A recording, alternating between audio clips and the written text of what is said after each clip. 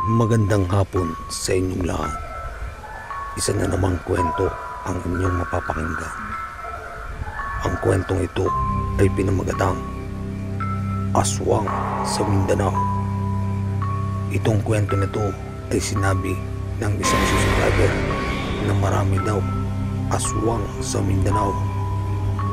Alamin natin ang mga kwento-kwento at alamat ng mga aswang sa Mindanao.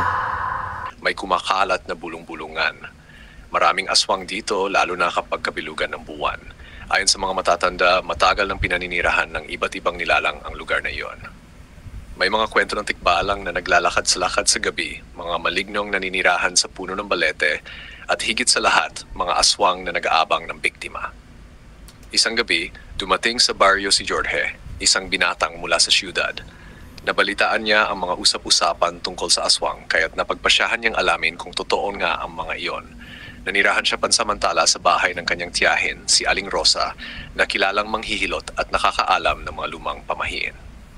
Jorge, mahigpit na bilin ni Aling Rosa, huwag kang basta lalabas kapag hating gabi.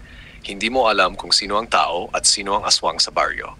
Ngunit likas na mausisa si Jorge. Isang gabi ng kabilugan ng buwan, lumabas siya dala ang kanyang flashlight at kutsilyo.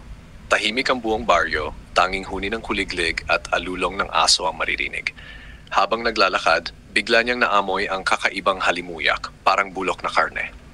Dahan-dahan siyang lumapit sa isang lumang bahay na halos sira na. Sa loob may narinig siyang mga kaluskos at kakaibang tunog, parang inunguyang buto. Sumilip siya at muntik nang hindi makahinga sa nakita. May 3 nilalang na nakapalibot sa isang bangkay ng baboy. Mahahaba ang kanilang mga dila, matatalim ang mga kuko at namumula ang mga mata. Mga aswang. Napatras si Jorge ngunit aksidenteng natapakan niya ang tuyong sanga. Crack! Sabay-sabay na napalingon ang mga nilalang. Sa bilis ng kanilang galaw, halos hindi makapaniwala si Jorge. Tumalo ng isa sa kanya, ngunit agad niyang itinarak ang kutsilyo sa balikat nito. Napasigaw ang aswang, hindi sa sakit, kundi sa galit. Hindi ka makakatakas, garalgal na wika ng isa. Nagsimulang magtakbuhan si Jorge pabalik ng baryo. Naririnig niya ang mga yapak ng aswang na humahabol sa kanya. Mabibilis, mabibigat, at tila hindi naubos ang lakas. Pagdating niya sa bahay ni Aling Rosa, agad itong sumalubong dala ang isang bote ng langis na may dasal. Binuhusan ni Aling Rosa ang pasukan ng pintuan ng langis at sabay-sabing, sa ngalan ng Diyos, hindi kayo makakapasok dito. Nagtatalon at nagngangalit ang mga aswang sa labas, ngunit hindi sila makalapit sa pintuan. Hanggang sa unti-unting pumutok ang liwanag ng umaga at nagsipagtakbuhan ang mga nilalang pabalik sa kagubatan. Kinabukasan, ikinuwento ni Jorge sa mga tao sa baryo ang kanyang nakita. Ngunit ang mga residente ay hindi na nagulat. Matagal na naming alam, sabi ng isang matanda. Kaya kami laging may bawang at asin sa aming tahanan.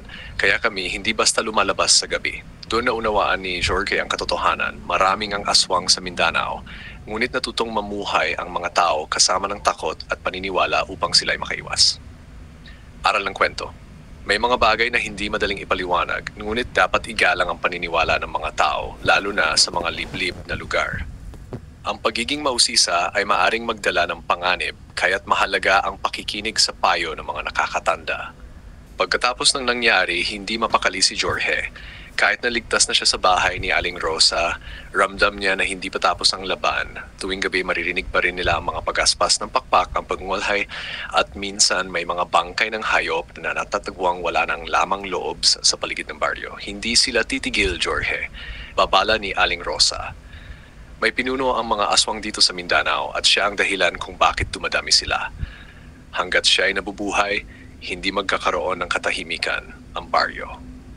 Nabuo sa isipan ni Jorge ang isang desisyon, kailangan niyang harapin ang pinunong yon, ang gabay. Isang matandang datu ang lumapit kay Jorge. Siya si Datu Samir, kilalang tagapag-ingat ng sinaunang kaalaman sa kanilang lahi. Kung nais mong talunin ang kanilang pinuno, kailangan mong maglakbay sa pusod ng kagubatan, sabi ng datu. Ngunit hindi sapat ang armas na dala mo. Kailangan mo ng agimat na gawa sa buto ng buwaya, langis na may dasal at punyal na pinagpala. Sa tulong ni Aling Rosa, nagsimula silang mangalap ng mga gamit. Nang makumpleto nila, pinagpala ni Datu Samir ang punyal at ibinigay kay Jorge. Sa sandaling makita mo ang pinuno, huwag kang mag-atubili. Siya ay malakas, mabilis at may kakayahang mag-anyong tao. Ngunit tandaan mo, sa ilalim ng kanyang balat, halimaw siya. Sa kagubatan ng Mindanao, lumakad si Jorge sa masukal na kagubatan, dala ang punyal at agimat. Habang papalalim siya, napansin niyang biglang tumahimik ang paligid. Wala nang hunin ibon, wala nang ingay ng kuliglig. Hangin na lamang ang maririnig, malamig at mabigat. Sa isang malawak na clearing, naroon ang isang napakalaking nilalang.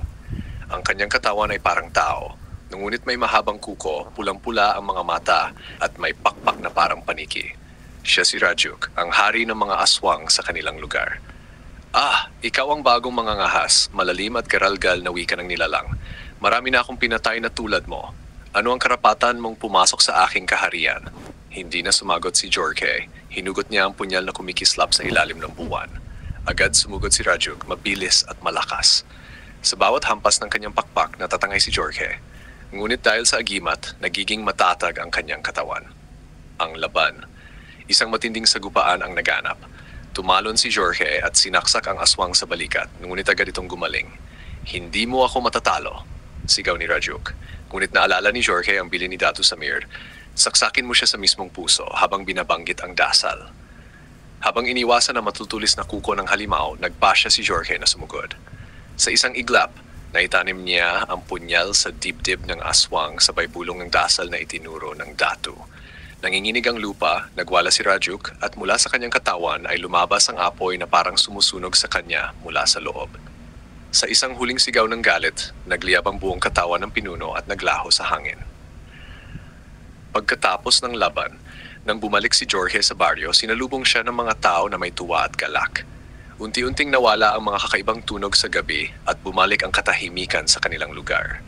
Ngayon, makakapanatag na kami, sabi ng mga residente. Ngunit hindi ito nangangahulugan na wala ng kasamaan sa paligid. Lagi tayong mag-iingat. Si Jorge, bagamat pagod at sugatan, ay nakangiti. Alam niyang hindi lang siya lumaban para sa kanyang sarili, kundi para sa lahat ng tao sa baryo. Aral ng Part 2, sa bawat laban, hindi sapat ang tapang lamang. Kailangan din ng pananampalataya at karunungan.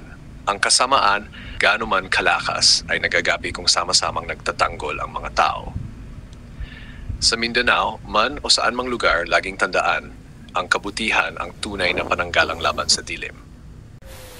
Abangan ang mga susunod na mga kwento dito lang sa KLTV, Kwentong Kababalagan.